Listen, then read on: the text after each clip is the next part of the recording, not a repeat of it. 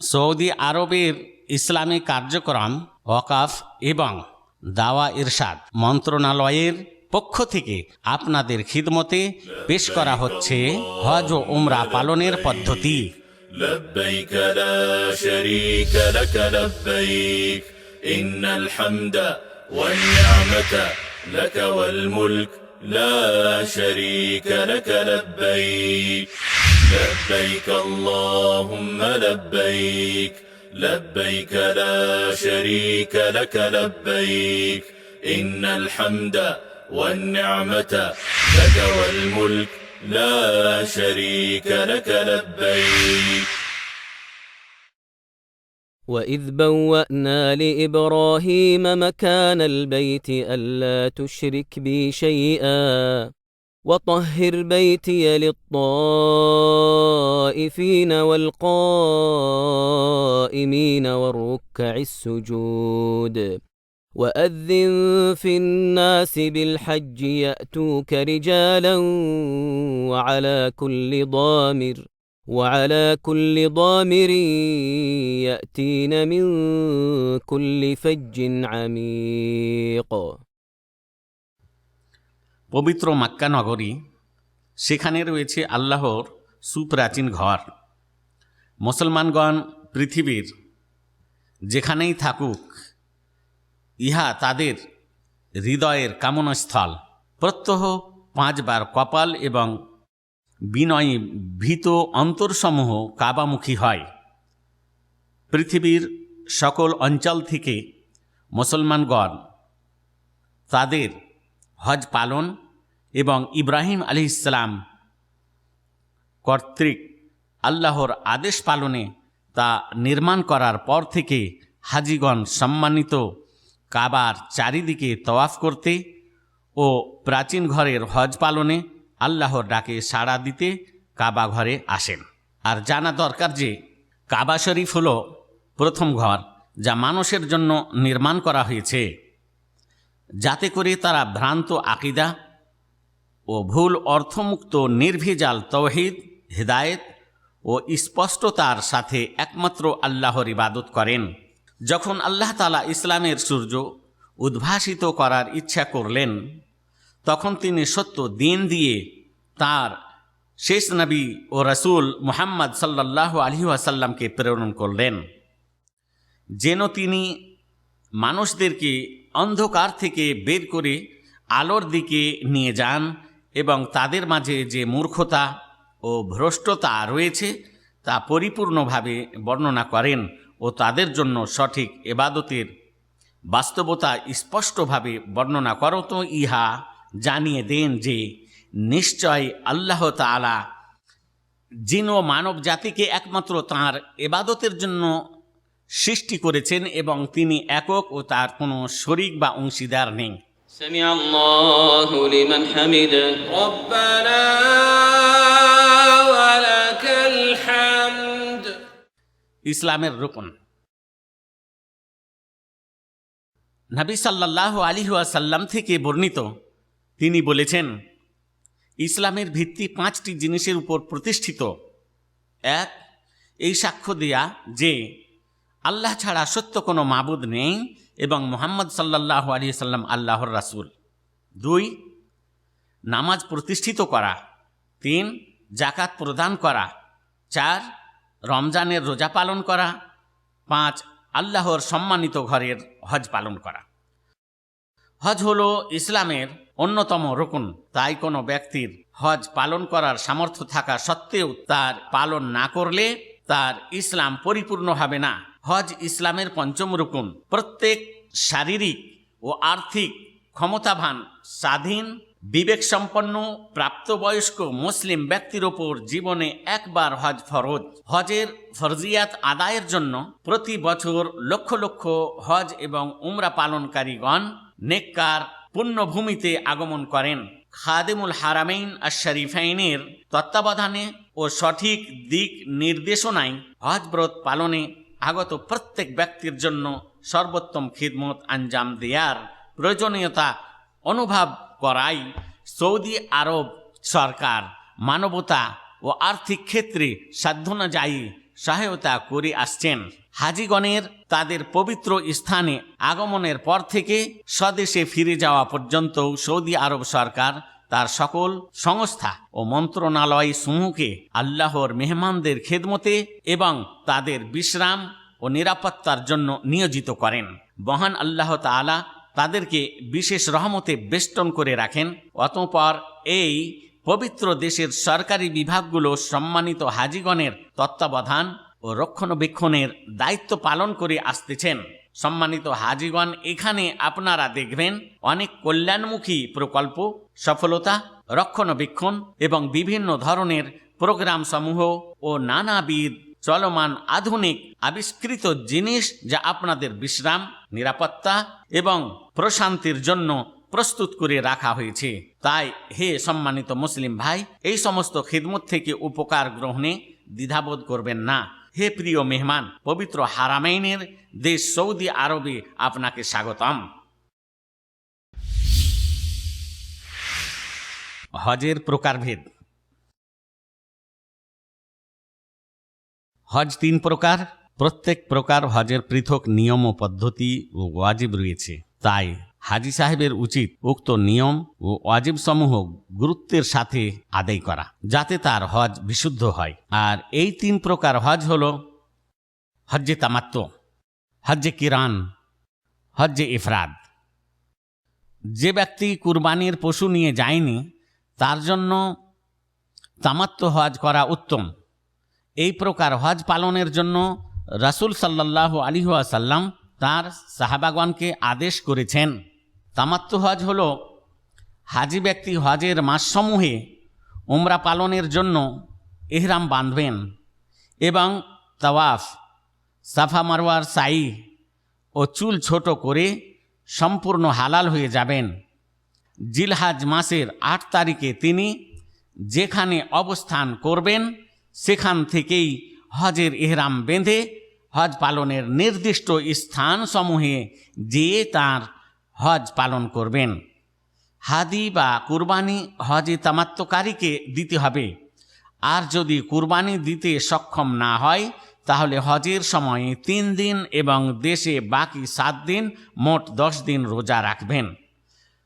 কেরান হজ হল হাজিগণ মিকাত থেকে লাব্বাইকা উমরাতান ও হাজ্জান বলে একসাথে একই পোশাকে হজ এবং উমরা পালনের জন্য ইহরাম বাঁধবেন। যখন তিনি মক্কাতে পৌঁছবেন তখন তওয়াফে কুদুম বা আগমনী তওয়াফ এবং হজ ও উমরার জন্য সাফা মারওয়ার সাই করে হালাল না হয়ে ইহরাম অবস্থায় অব্যাহত থেকে জিলহিজ্জা মাসের 8 তারিখে হজ পালনের নির্দিষ্ট স্থানসমূহে গমন করে হজের অবশিষ্ট কার্যাবলী আদায় করবেন।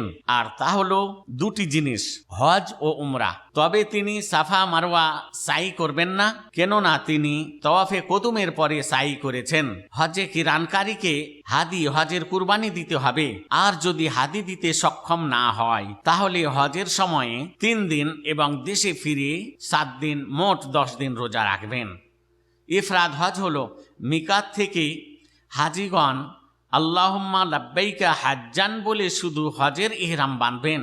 অতঃপর মক্কা পৌঁছে তওয়াফ ও সাই করে হজের বাকি কাজ পূর্ণ না হওয়া পর্যন্ত তারা ইহরাম অবস্থায় অব্যাহত থাকবেন। ইফরাদ হজকারীকে হাদি দিতে হবে না, কেননা তিনি হজ ও উমরার মাঝে জমা করেন নাই। উত্তম হজ হল তামাত্তু হজ, অতঃপর কিরান হজ, এরপর ইফরাদ হজ। ইহরাম বাঁধার স্থানসমূহ। হে সম্মানিত মুসলিম ভাই, যখন আপনি হজ ও উমরা পালনের জন্য মক্কায় সফর করার ইচ্ছা করবেন তখন নবী করিম সাল্লাল্লাহু আলাইহি ওয়াসাল্লাম কর্তৃক নির্ধারিত 5টি মিকাতের কোনো একটি মিকাত থেকে ইহরাম বাঁধা আপনার উপর ওয়াজিব। আর এই স্থানসমূহ হলো: 1. মদিনাবাসীদের জন্য জুলহুলাইফা, বর্তমানে এ স্থানকে আবিয়ারে আলী বলা হয়। শামবাসীদের জন্য আল জুহফা, যা রাবেগ শহরের নিকটবর্তী একটি গ্রাম, বর্তমানে হাজিরা রাবেগ থেকে ইহরাম বাঁধেন। নাজদবাসীদের জন্য কারনুল মানাজেল, বর্তমানে ইহাকে আস-সাইলুল কবির বলা হয়। ইয়ামানবাসীদের জন্য ইয়ালামলাম বর্তমানে হাজিরা সাদিয়া থেকে এহরাম বাঁধেন। ইরাকবাসীদের জন্য জাতে ইরক, ইহা ইরাকবাসীদের মিকাত।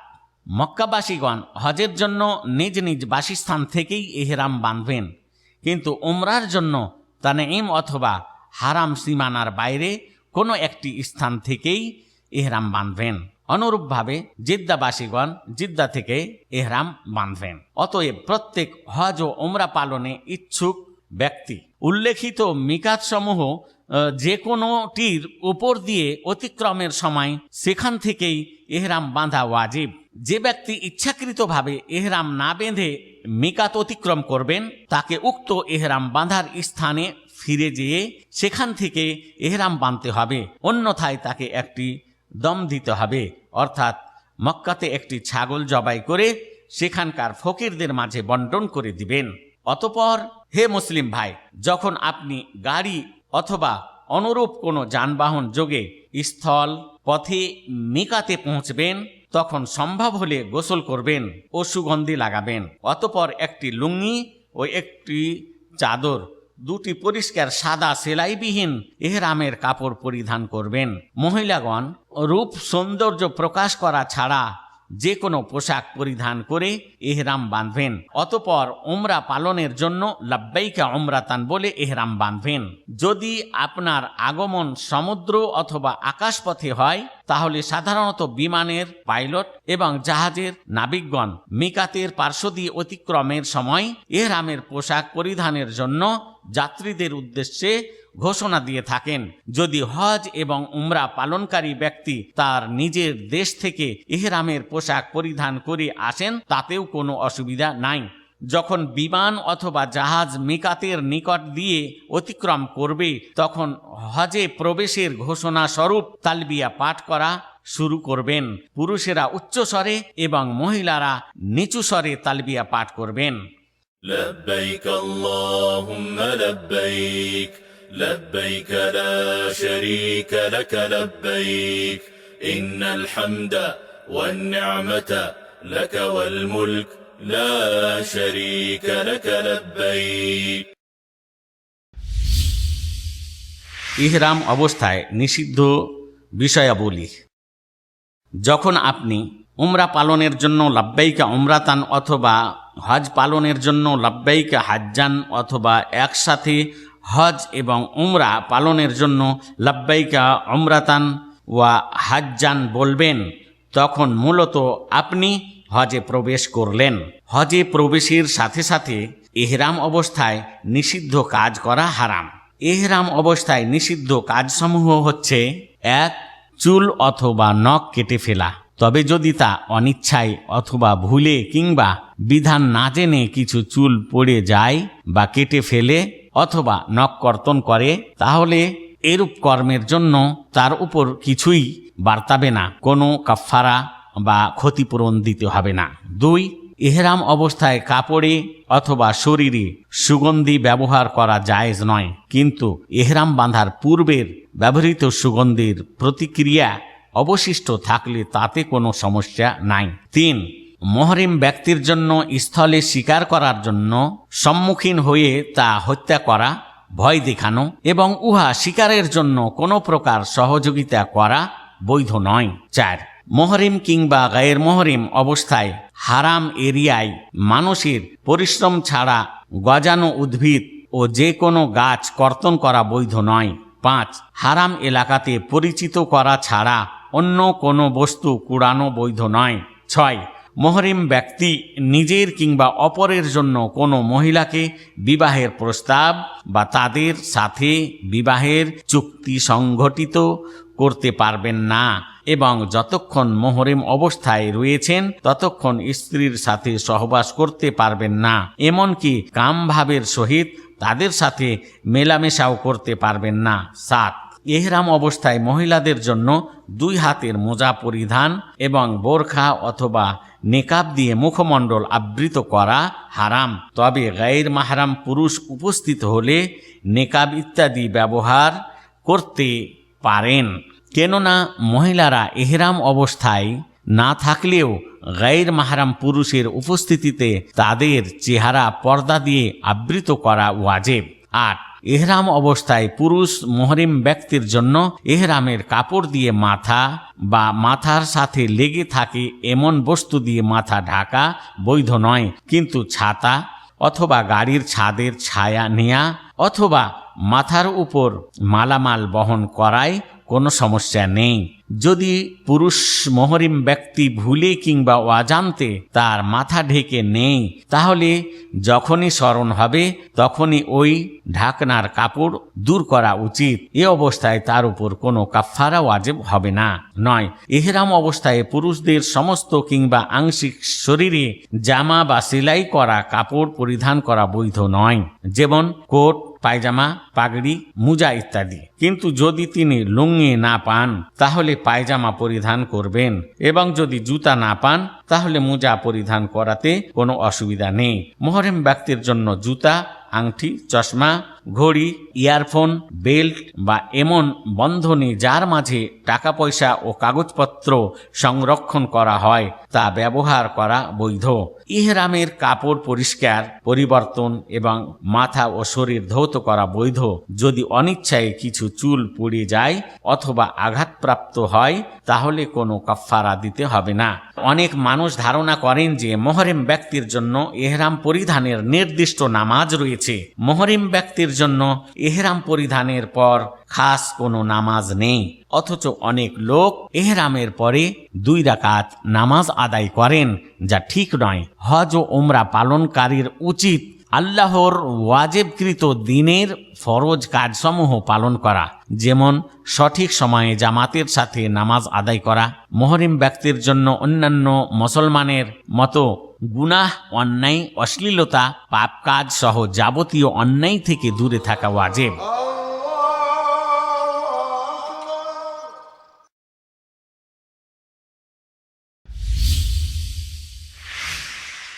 তাওয়াফের পদ্ধতি। মুহরিম ব্যক্তির মক্কায় প্রবেশের পূর্বে গোসল করা মুস্তাহাব উত্তম। পবিত্র মসজিদে হারামে প্রবেশের সময় স্বীয় ডান পা আগে দিয়ে বলবেন, أعوذ بالله العظيم ووجهه الكريم وسلطانه القديم من الشيطان الرجيم اللهم افتح لي أبواب رحمتك। আমি আল্লাহর নামে শুরু করতেছি। দরুদ ও সালাম আল্লাহর রাসূলের প্রতি। আমি মহান আল্লাহ এবং তার মর্যাদাশালী চেহারা ও চিরন্তন ক্ষমতার মাধ্যমে বিতাড়িত শয়তান হতে আশ্রয় প্রার্থনা করছি। হে আল্লাহ, আমার জন্য তোমার রহমতের দরজাসমূহ খুলে দাও। উল্লেখ্য, সকল মসজিদে প্রবেশের সময় এই দোয়া পাঠ করা শরীয়তসম্মত বিষয়। অতঃপর মুহরিম ব্যক্তি তাওয়াফ শুরু করার জন্য পবিত্র কাবা ঘরের দিকে যাবেন। তাওয়াফের সময় ইত্তিবা করা সুন্নাত। ইত্তিবার নিয়ম হলো মুহরিম ব্যক্তি ডান কাঁধকে খোলা রেখে চাদরের মধ্যভাগকে ডান বগলের নিচ দিয়ে চাদরের উভয় কোণ বাম কাঁধের উপর ধারণ করতে হবে, অর্থাৎ ডান কাঁধ খোলা রেখে বাম কাঁধ আবৃত করে উক্ত চাদর পরতে হবে। এর ফলে চাদরের 2 কোণই বাম দিকে থাকবে। অতঃপর কাবার দক্ষিণ কোণে রক্ষিত হাজারে আসওয়াদ থেকে শুরু করে কাবা ঘরের চতুর্দিকে 7 চক্কর দিতে হবে।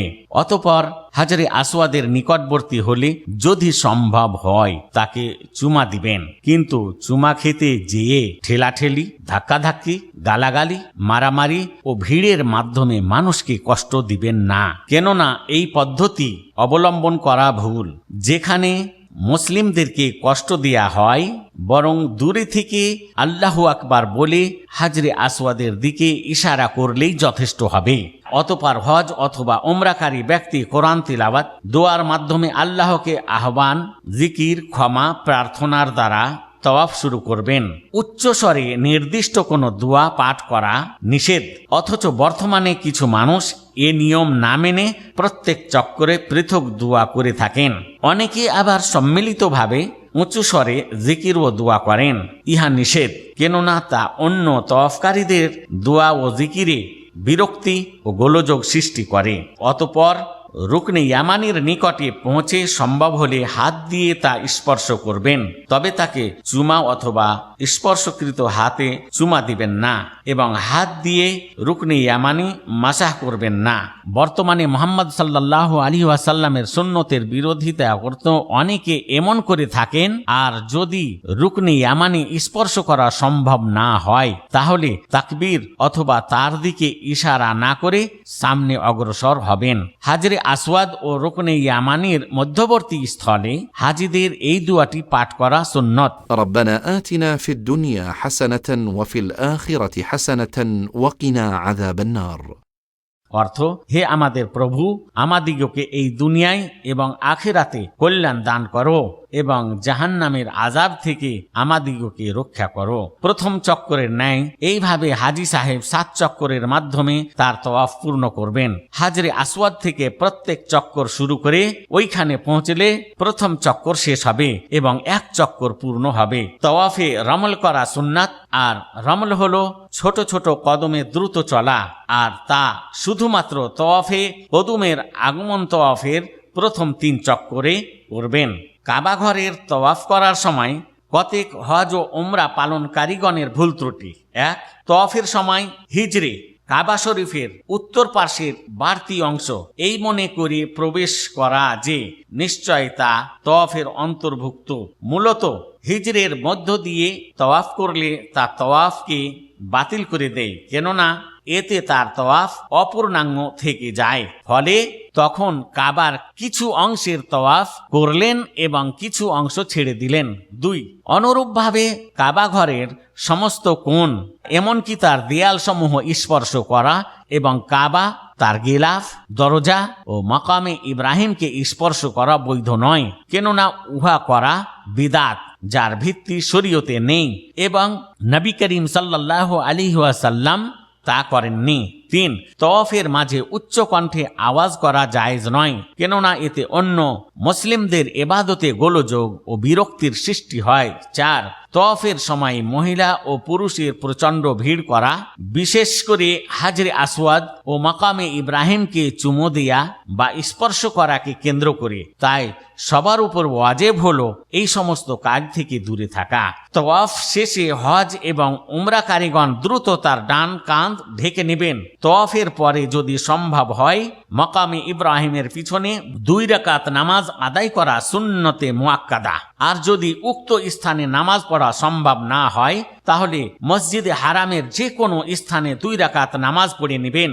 প্রথম রাকাতে সূরা ফাতিহার পরে সূরা কাফিরুন, কুল ইয়া আইয়ুহাল কাফিরুন ও দ্বিতীয় রাকাতে সূরা ফাতিহার পর সূরা ইখলাস, কুল হুয়াল্লাহু আহাদ পাঠ করবেন। কিন্তু সূরা ফাতিহার পর উক্ত 2টি সূরা ছাড়া যদি কোনো ব্যক্তি অন্য সূরা পাঠ করেন তাতে কোনো সমস্যা নেই।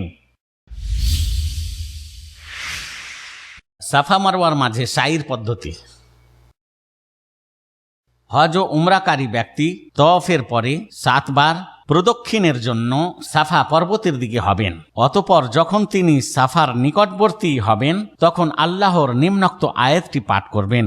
إن الصفا والمروة من شعائر الله فمن حج البيت أو اعتمر فلا جناح عليه أن يطوف بهما ومن تطوع خيرا فإن الله شاكر عليم। অর্থ, নিঃসন্দেহে সাফা ও মারওয়া আল্লাহ তাআলার নিদর্শনগুলোর অন্যতম।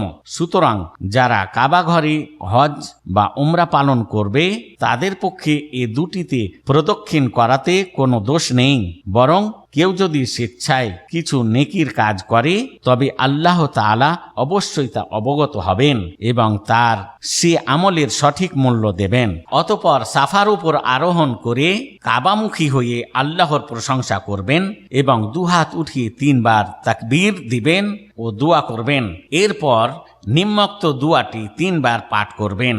لا إله إلا الله وحده لا شريك له له الملك وله الحمد وهو على كل شيء قدير لا إله إلا الله وحده أنجز وعده ونصر عبده وهزم الأحزاب وحده।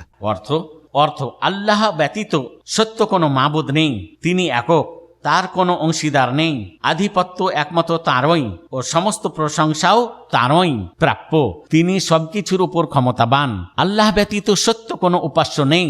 তিনি একক অদ্বিতীয়। তিনি তার প্রতিজ্ঞা পূর্ণ করেছেন, তার বান্দাকে সাহায্য করেছেন এবং একাই তিনি সকল শত্রু দলকে ধ্বংস করেছেন।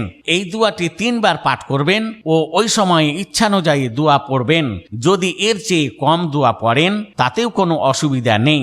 দোয়ার সময় ছাড়া 2 হাত উত্তোলন করবেন না এবং আল্লাহু আকবার বলার সময় 2 হাত দিয়ে ইশারাও করবেন না, কেননা ইহা পরিচালিত ভুল যা অনেক হজ ও উমরা পালনকারীগণ করে থাকেন।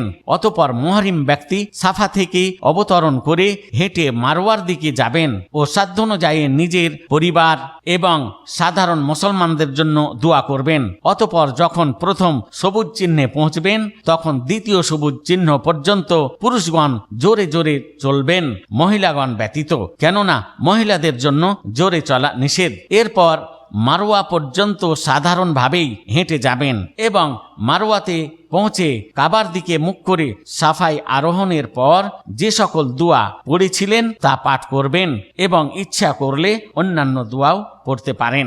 পুনরায় মারওয়া থেকে অবতরণ করে সবুজ চিহ্ন পর্যন্ত এসে জোরে জোরে দ্বিতীয় সবুজ চিহ্ন পর্যন্ত যাবেন। অতঃপর তার গতি স্বাভাবিক করে যথা রীতি সাফা পর্বতে উঠবেন আর এভাবে 7 চক্কর পূরণ হবে, অর্থাৎ এভাবে 7 চক্করে সাই সম্পন্ন করবেন। সাফা থেকে মারওয়া যাওয়া 1 চক্কর, আবার মারওয়া থেকে ফিরে সাফা আসা 2য় চক্কর। হেঁটে সাই শুরু করার পর ক্লান্তি অনুভব হলে অথবা ভালো শরীর হঠাৎ ব্যথায় আক্রান্ত হলে বাকি সাই আরাবিয়া বা অনুরূপ বাহনে চড়ে পূর্ণ করতে কোনো সমস্যা নেই।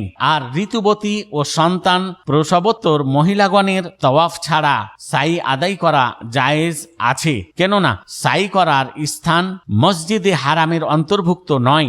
মহিলাদের সবচেয়ে উল্লেখযোগ্য ভুলের একটি ভুল হলো সাইয়ের সময় 2 সবুজ চিহ্নের মাঝখানে জোরে জোরে হেঁটে যাওয়া। সাইয়ের কাজ শেষ করার পর মুহরিম ব্যক্তি তামাত্তু হজ পালনকারী হলে মাথার চুল ছোট করবেন, আর চুল সমস্ত মাথা থেকেই ছোট করা জরুরি। মহিলাগণ তাদের আঙ্গুলের অগ্রভাগ পরিমাণ চুল ছোট করবেন। এর মাধ্যমেই তামাত্তু হজকারী তার উমরা পরিপূর্ণ করে ইহরাম অবস্থায় যা কিছু তার উপর হারাম ছিল তা থেকে সম্পূর্ণ হালাল হয়ে যাবেন।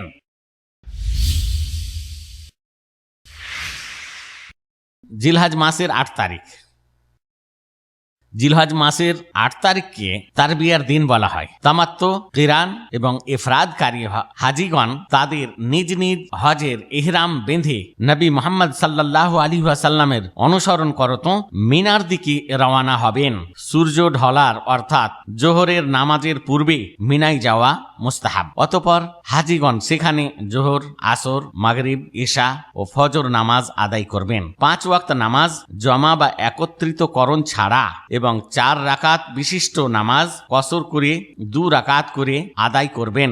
এ বিধানে মক্কাবাসী ও অন্যান্যদের মাঝে কোনো পার্থক্য নেই। তারবিয়ার দিন হাজিগণের মিনায় রাত্রি যাপন করা সুন্নত। জিলহজ মাসের 9 তারিখে ফজর নামাজ আদায় করে সূর্যোদয় পর্যন্ত অপেক্ষা করে আস্তে ধীরে প্রশান্তির সাথে তালবিয়া, তাকবীর ও আল্লাহর জিকির করা অবস্থায় আরাফার দিকে রওনা হবেন। لبيك لا شريك لك لبيك إن الحمد والنعمة لك والملك لا شريك لك لبيك।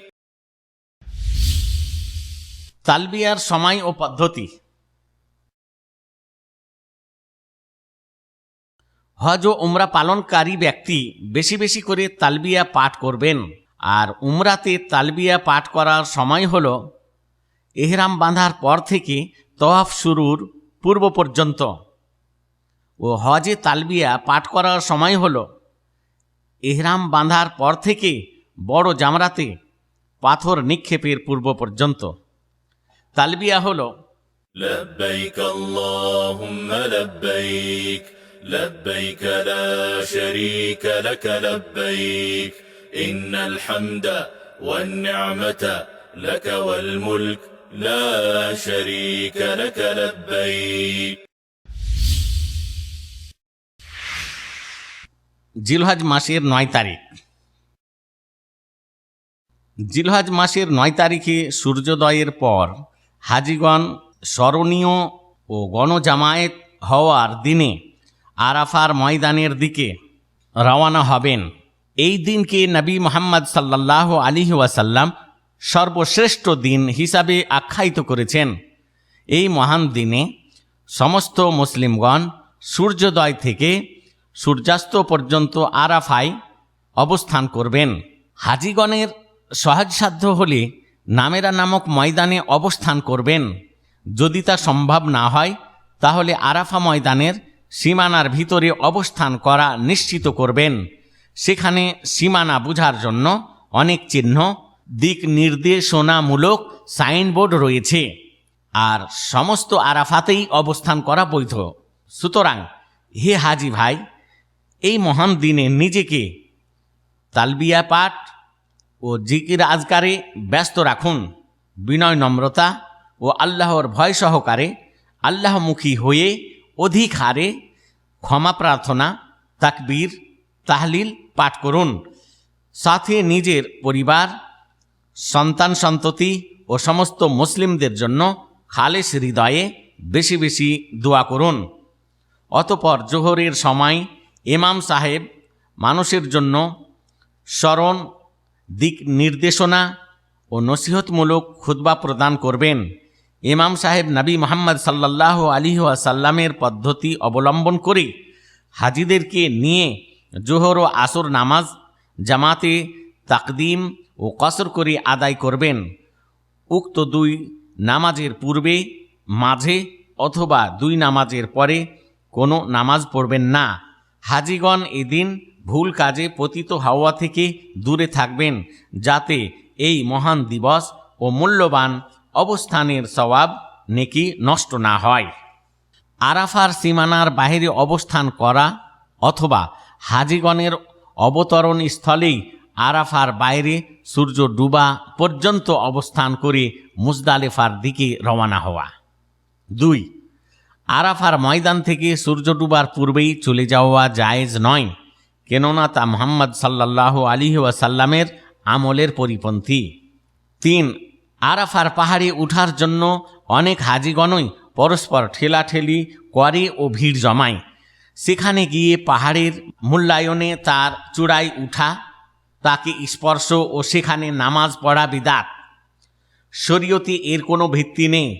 এর সাথে সেখানে ওঠার সময় শারীরিক ও স্বাস্থ্যগত ক্ষতির আশঙ্কা রয়েছে। 4.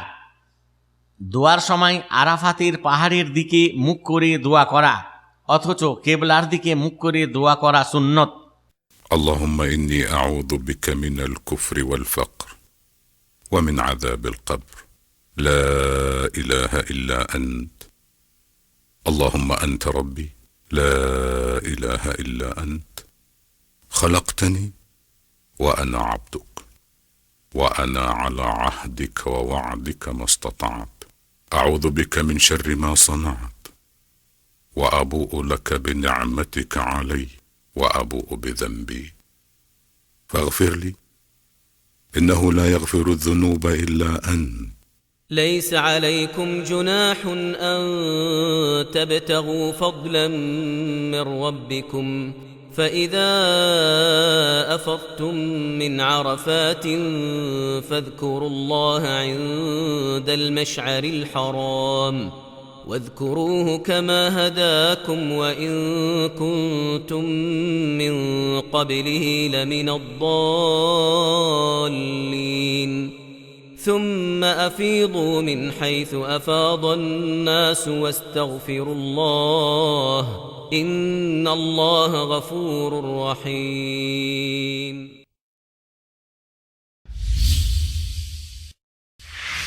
মুজদালিফার বর্ণনা। জিলহজের 9 তারিখে সূর্য অস্ত যাওয়ার পর হজের কাফেলা আল্লাহর রহমত ও বরকতে মাশারুল হারাম মুজদালিফার দিকে রওনা হবে। সেখানে তারা পৌঁছার সাথে সাথে মাগরিব ও ইশার নামাজ 1 আজানে 2 একামতে জমা ও কসর করে আদায় করবেন। তারা সেখানে তালবিয়া, জিকির ও আল্লাহর ইহসান অনুগ্রহের শুকরিয়া জ্ঞাপন করত রাত্রি যাপন করবেন, কারণ আল্লাহ তাদেরকে আরাফায় অবস্থান করার তৌফিক দান করেছেন। মুজদালিফায় পৌঁছার পর বহু হাজি বিভিন্ন ভুল করে থাকেন, সে সমস্ত ভুল সম্পর্কে সতর্ক করা উচিত। মুজদালিফায় হাজিদের দ্বারা সংঘটিত ভুলগুলো নিম্নরূপ: মুজদালিফায় পৌঁছার সঙ্গে সঙ্গেই ইশা ও মাগরিবের নামাজ জমা ও কসর করে আদায়ের পূর্বেই পাথর সংগ্রহের কাজে লেগে যাওয়া, অথচ নামাজ আদায় করা উত্তম। তাদের অনেকে এই বিশ্বাস পোষণ করে যে মুজদালিফা থেকে জামারাতের পাথর সংগ্রহ করা আবশ্যক। আসলে এরূপ করা সম্পূর্ণ ভুল, যা কারো করা উচিত নয়। এমনকি শরীয়তে এর কোনো ভিত্তি নেই। মুজদালিফায় হাজিদের জন্য ফজরের নামাজ আদায় করা পর্যন্ত রাত্রি যাপন করা সুন্নত। অপরদিকে দুর্বল ব্যক্তি, নারীগণ এবং শিশুদের জন্য শেষ রাত্রে মিনার উদ্দেশ্যে যাত্রা করা সিদ্ধ হবে। যখন হাজি ব্যক্তি মুজদালিফায় ফজরের নামাজ আদায় করে নেবেন, তখন মাশারুল হারাম অথবা মুজদালিফার যে কোনো স্থানে কিছুক্ষণ অবস্থান করা মুস্তাহাব। মাশারুল হারাম হলো মুজদালিফার একটি পাহাড়। হাজিগণ মাশারুল হারামকে সামনে রেখে কিবলামুখী হয়ে দাঁড়াবেন এবং সাধ্যানুযায়ী খুব বেশি বেশি আল্লাহর জিকির, দোয়া, দরুদ পাঠ করবেন। অতঃপর জামরা আকাবায় পাথর নিক্ষেপের জন্য মটরশুটির দানার চেয়ে একটু বড় 7টি পাথর সংগ্রহ করবেন। বাকি পাথরগুলো মিনা থেকে সংগ্রহ করবেন। অতঃপর সূর্য উদিত হওয়ার পূর্বে আল্লাহর রহমত ও বরকতের আশায় বিনয়ীভাবে অধিক হারে জিকির, আজকার ও তালবিয়া পাঠ করতে করতে তাদের পথ চলতে থাকবেন। আর হাজি সাহেব মিনায় পৌঁছার পর দ্রুত পাথর নিক্ষেপের জন্য বড় জামরাতে যাবেন। আর বড় জামরা মক্কার নিকটবর্তী। অতঃপর যখন বড় জামরায় পৌঁছবেন, তখন তালবিয়া পাঠ বন্ধ করে দিয়ে প্রত্যেক কঙ্কর মারার সময় আল্লাহু আকবার বলে ধারাবাহিকভাবে 7টি কঙ্কর নিক্ষেপ করবেন। অতঃপর হাদি কুরবানি করে নিজে তা থেকে খাবেন এবং ফকির মিসকিনদেরকে খাওয়াবেন। এরপর মাথা মুন্ডন অথবা মাথার চুল ছোট করবেন। অবশ্য মাথা মুন্ডন করা উত্তম। মহিলাগণ তাদের চুল 1 আঙ্গুল, যা আঙ্গুলের সম্মুখ ভাগের সমপরিমাণ, ছোট করবেন। এই ধারাবাহিকতা অবলম্বন করা উত্তম। কিন্তু কেউ যদি ধারাবাহিকতা রক্ষা না করেন, একটি অপরটির আগেই সম্পাদন করেন, তাহলে কোনো সমস্যা নেই। আল্লাহু আকবার, আল্লাহু আকবার, আল্লাহু আকবার, লা ইলাহা ইল্লাল্লাহ, আল্লাহু আকবার, আল্লাহু আকবার, ওয়া লিল্লাহিল হামদ।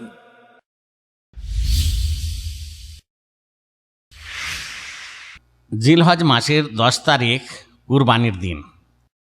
পৃথিবীর পূর্বাঞ্চল ও পশ্চিমাঞ্চল সহ জগতের সমস্ত মুসলিমগণ, বিশেষ করে মিনায় অবস্থানরত হাজিগণ পবিত্র ঈদুল আজহা উদযাপনের জন্য অভ্যর্থনা জানায়।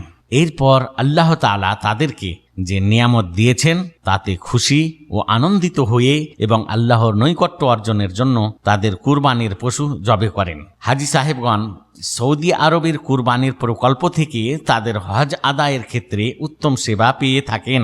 জামরাত সমূহে পাথর নিক্ষেপের সময় প্রত্যেক হাজি এ বিশ্বাস নিয়ে জামরাতে পাক্ষেপ করেন যে তারা শয়তানকে পাথর নিক্ষেপ করছেন, তাই তারা গালি সংযুক্ত রাগের সাথে জামরাতে পাথর নিক্ষেপ করেন। অথচ আল্লাহর স্মরণ বা জিকির কায়েম করার জন্যই জামরাত সমূহে পাথর নিক্ষেপ শরীয়ত সম্মত করা হয়েছে। 2. কাঠ, জুতা অথবা বড় পাথর জামরাতে নিক্ষেপ করা, কেননা ইহা দিনের ভিতরে বাড়াবাড়ি করা, আর নবী মুহাম্মদ সাল্লাল্লাহু আলাইহি ওয়াসাল্লাম দিনের মাঝে বাড়াবাড়ি করতে নিষেধ করেছেন। 3. জামারাতে পাথর নিক্ষেপের সময় ঠেলাঠেলি, ভিড় ও পরস্পর সংঘর্ষ করা গুরুতর ভুল। বরং এক্ষেত্রে হাজির উপর তার ভাইয়ের সাথে নরম ও সুন্দর আচরণ করা এবং হাউজের ভিতরে সঠিক স্থানে পাথর নিক্ষেপের মুহূর্ত অনুসন্ধান বা খেয়াল করা ওয়াজিব। পাথর খুঁটিতে লাগুক বা না লাগুক তাতে কোনো সমস্যা নেই। 4.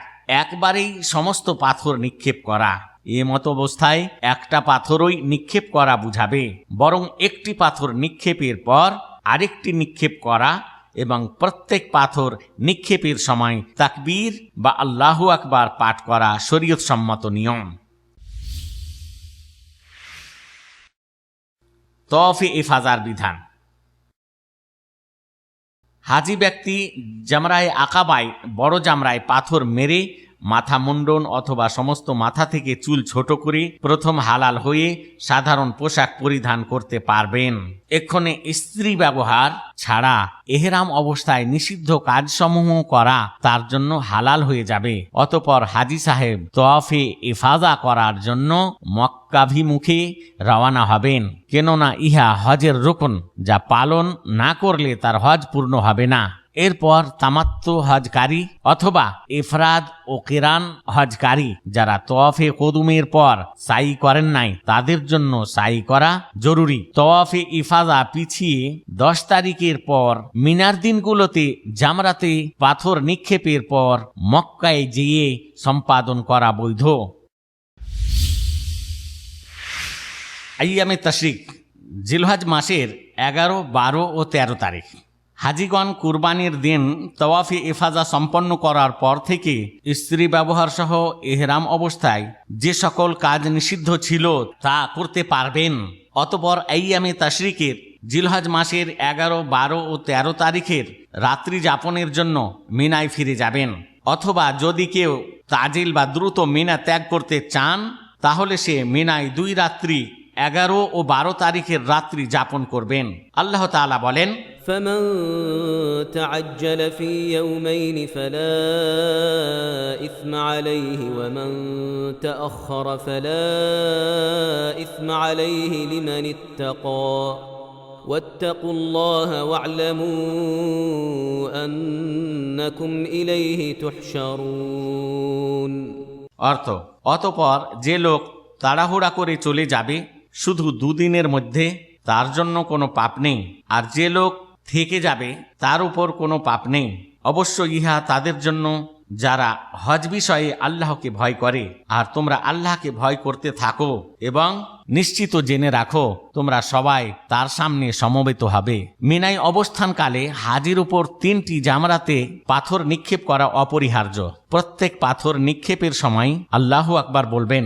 ছোট ও মধ্যম জামরাতে পাথর নিক্ষেপের পর 2 হাত তুলে কিবলামুখী হয়ে যা ইচ্ছা আল্লাহর কাছে দোয়া করা সুন্নত। উক্ত কাজ করতে যেয়ে মুসলিম ভাইদের সাথে প্রতিদ্বন্দ্বিতা ও কষ্ট দেয়া থেকে দূরে থাকবেন। বড় জামরাতে পাথর মারার পর অপেক্ষা কিংবা দোয়াও করবেন না। যে ব্যক্তি তাড়াতাড়ি করে 2 দিনে মিনা ত্যাগ করতে চান তার উপর 12 তারিখে 3টি জামরাতে পাথর নিক্ষেপ করা ওয়াজিব। অতঃপর সূর্যাস্ত হওয়ার আগেই মিনা ত্যাগ করবেন। আর যদি মিনাতে থাকা অবস্থাতেই সূর্য ডুবে যায় তাহলে 13 তারিখের রাত্রি যাপন করা জরুরি। যে ব্যক্তি তাড়াতাড়ি করে 2 দিনে মিনা ত্যাগ না করবেন তিনি 13 তারিখে পাথর নিক্ষেপ করে মিনা থেকে বের হবেন। এরপর মিনায় রাত্রি যাপন করা তার জরুরি নয়। বিদায় তওয়াফ।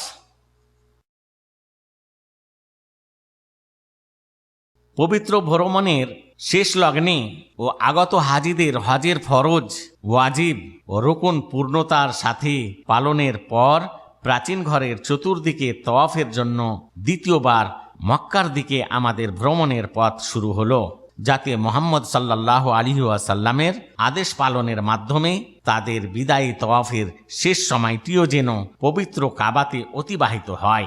মুহাম্মদ সাল্লাল্লাহু আলাইহি ওয়াসাল্লাম বলেছেন, তোমাদের কেউ যেন সর্বশেষে কাবা ঘরের তওয়াফ না করে মক্কা ত্যাগ না করে। সুতরাং বিদায়ী তওয়াফ হাজির ওপর হজের শেষ ওয়াজিব বা ঠিক দেশে ফেরার পূর্ব মুহূর্তে আদায় করা অপরিহার্য। তাই ঋতুবতী, সন্তান প্রসবোত্তর নারীগণ ছাড়া বিদায়ী তওয়াফ থেকে কাউকে অব্যাহত দেওয়া হয়নি।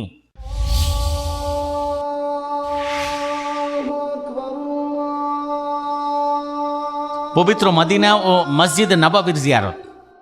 হজের পূর্বে বা পরে নবী মুহাম্মদ সাল্লাল্লাহু আলাইহি ওয়াসাল্লামের হিজরত গৃহে ও তার বাসস্থান পবিত্র মদিনার দিকে মসজিদে নববীর জিয়ারতের জন্য আমরা ভ্রমণ শুরু করব।